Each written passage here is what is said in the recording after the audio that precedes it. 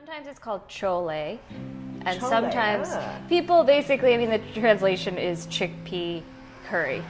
Yeah. Would this be like an everyday dish or? Yes, definitely. I was going to India like every year just to see my grandmother, my father's mother. Yeah. And she had 4 sisters. One of them is Komad, who taught me how to make this recipe. My dad would make it a ton for us when we were growing up, but I feel like he doesn't really give me a recipe. He's just like, you know, but my great aunt actually will sit down and be like, watch me do this, and really? She's So like really good. actively wants you to pass on her recipes. Yeah. These are kind of like more of the spices that I use when I'm making like a North Indian dish. So I have nigella seed, cumin seeds, turmeric, coriander powder, cumin powder, red chili powder, and then black mustard seeds. So when you created the achars, Yeah.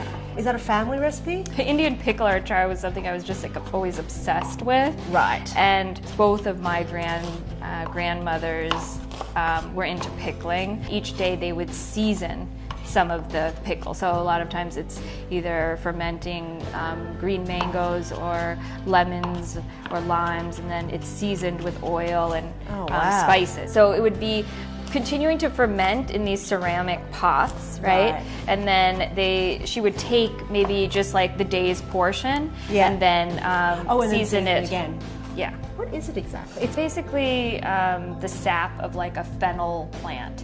Oh, Yeah, so it's a resin.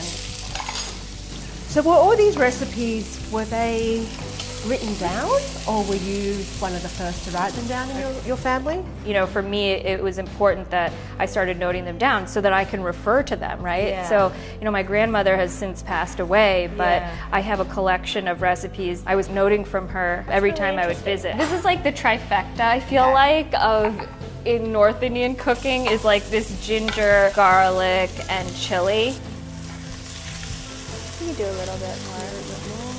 Okay, that's good. And then I'm just going to put some of these spices in here. That's the cumin powder and the coriander powder. I always kind of had the notion that everybody in my family was making these same recipes and like making them in the same way. And then you start to realize that like nobody's making it the same exact way, right? Every recipe will taste different depending on who made it. The basic kind of concept is like this idea of like the mixing of like the different flavors. So it's like the sour, savory, little bit of the bitter, right? And you could add a little bit of sweetness. And then this recipe, she has like the mango powder. It's made from like the green mango, and it's like I can smell mango. Yeah.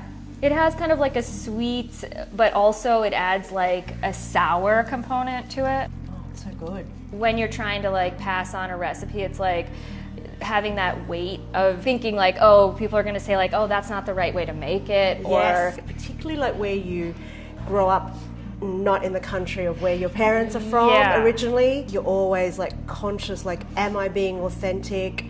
Do I have a right to cook this still? Yes. Is this still my recipe? Growing up in two worlds is a very big part of who I think children of immigrants are. At home I was Chinese, we spoke Chinese, ate Chinese food, and then you go to school, I was always just trying to be Australian, but then you go home and you're back to being Chinese. When you're growing up, it's really hard to find a balance. Totally. But it's only when you're older, and maybe like having children has really made me feel much more comfortable about, you know, who I am and how to merge those two worlds.